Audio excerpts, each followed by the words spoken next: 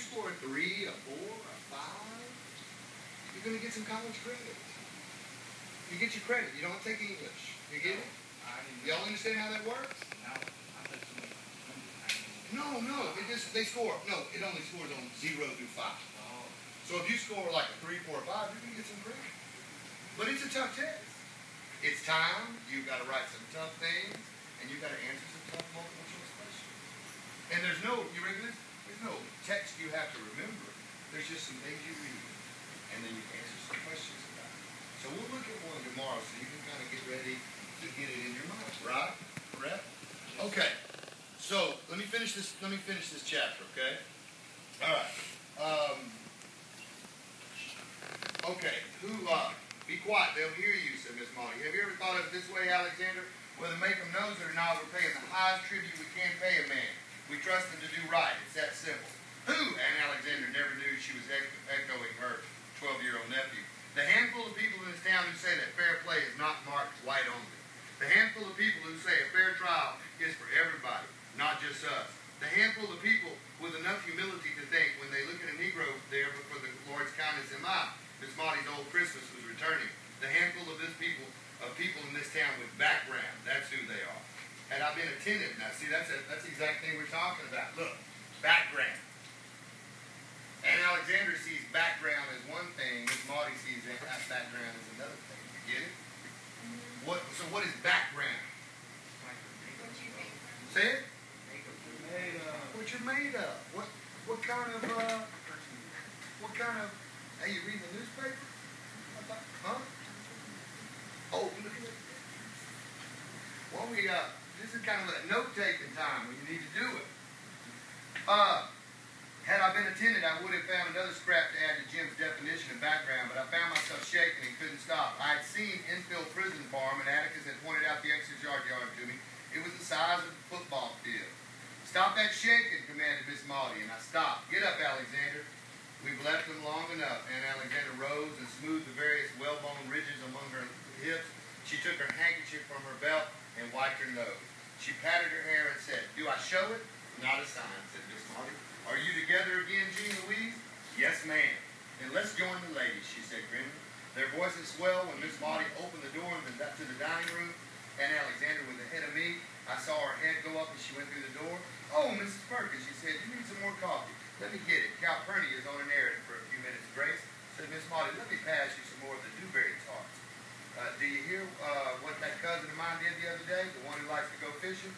And so they went down the row of laughing women around the dining room, refilling coffee cups, dishing out goodies, as though their only regret was the temporary domestic disaster of losing Calpurnia. The general hum had begun. "Yes, sir, Miss Perkins, that J. Grimes Everett is a martyred saint. He needed to get married, so they ran to the beauty parlor every Saturday afternoon. As soon as the sun goes down, he goes to bed with the chickens, a crate full of sick chickens.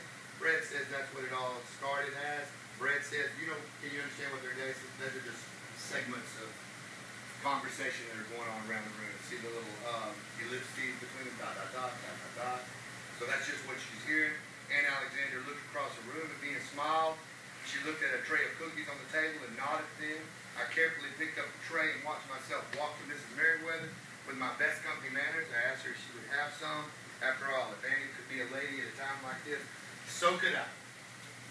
So you understand the purpose of that passage, right? So they're trying to turn Scout into what?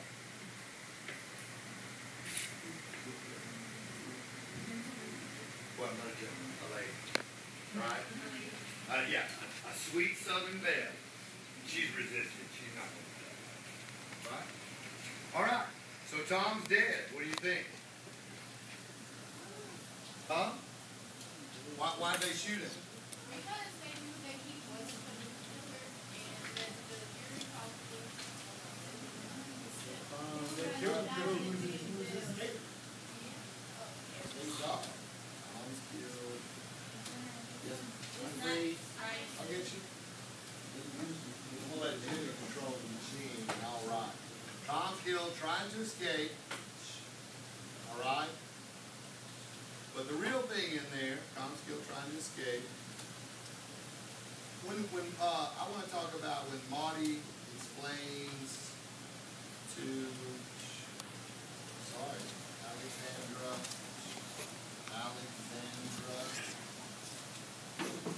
Atticus's, wow, Atticus's role in the town. So explain to me this. Explain this to me. Marty explained to Alexander about Atticus's role in town. I just read it to you. It was on page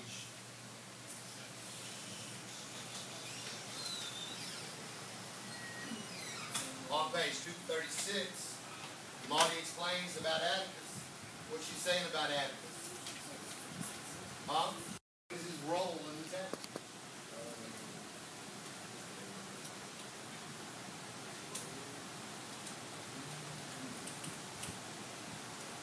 What would you call him?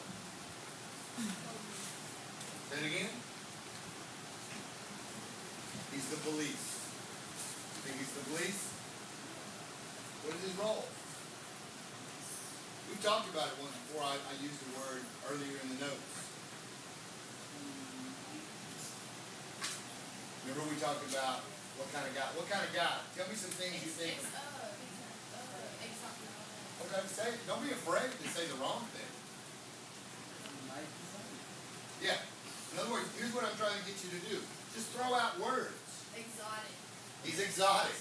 He's kind of exotic. Okay. It's not the best word, but he's somewhat exotic. Say it in. Okay. He's a Samaritan. Jimmy says a Samaritan. Let's see if I can spell it right. I think I did. Let's see.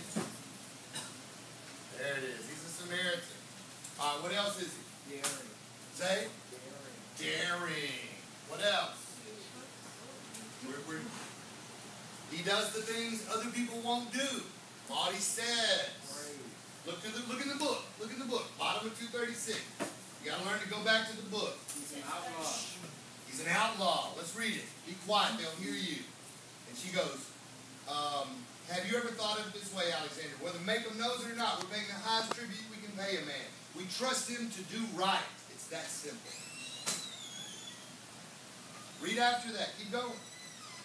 We trust him to do right. Who? She goes, who trusts him to do right? The handful of people in this town who say that fair play is not marked white only. The handful of people who say a fair trial is for everybody, not just us.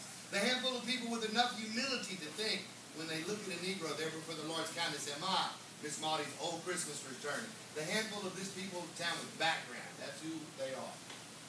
So in other words, what do they expect from Atticus? Samaritan is the best so far. Daring is good. To do good. God, good. Righteousness. The Batman of the town. That's not far off, Jimmy. There's better ways to say it. The crime fighter. I think Samaritan is good. The crime fighter. What words do we use, though, in adult language or in higher education language? Is he moral? Is he ethical? Sorry. What else?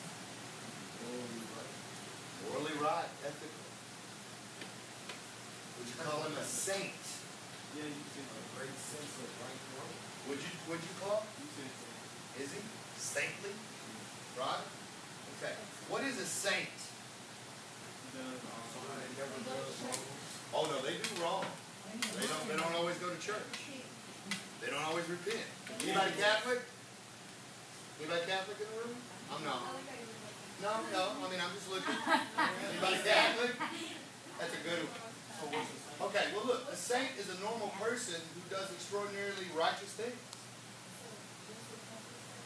Well, I mean, you know, if you recognize as a saint, it's because you're a normal person, just a human being who does extraordinary things.